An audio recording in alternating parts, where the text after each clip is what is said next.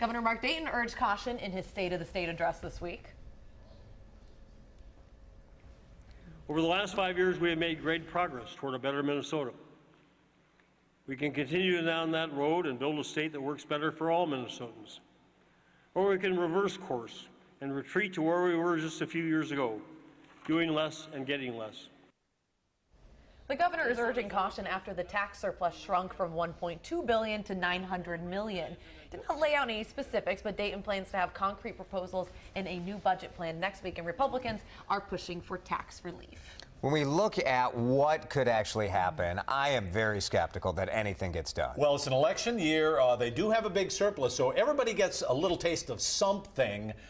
But yeah, I think we saw on the first day of the session a couple of days ago that the animosity's back. They picked up right where they left off last year, not liking each other, being mean to each other. So I don't think we're going to see a lot of cooperation. We talked about just a couple of minutes ago Donald Trump, his comments on Islam. Yeah, big link. Yeah, big link there. Yeah, Governor Dayton spent a lot of his State of the State address reaching out to Muslims, to Islam, unlike what we saw in the Republican debate last night. The governor actually had a woman in the audience that was hit in the face with a beer stein because she spoke a different language. She was crying, wiping away tears. He made a plea for tolerance and went against religious and racial intolerance. Everybody was unified. I think that was the biggest moment of the night. Everybody stood up, sustained applause, Republican and Democrat. That was interesting to see. It is. I think it's very meaningful to hear it from the governor. I know a lot of people will look at it and say, like, well, you know, we've heard this kind of talk before that we should be together. But to hear that from the governor in that moment is significant. Well, in particular because just a couple of months ago we're hearing about the Syrian refugees. Everybody's afraid of terrorism, and we heard a lot of governors actually trying to stop a lot of this.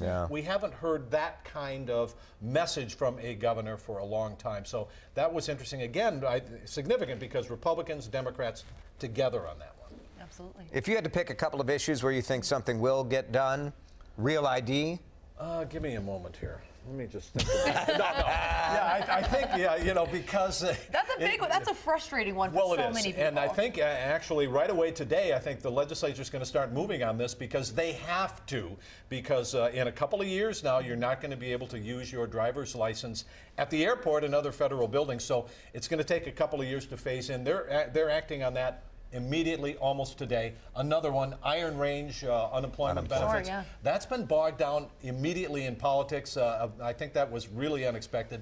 They will do something on that as early as today, but in the next couple of days. I was over at the Capitol a week and a half ago. Why?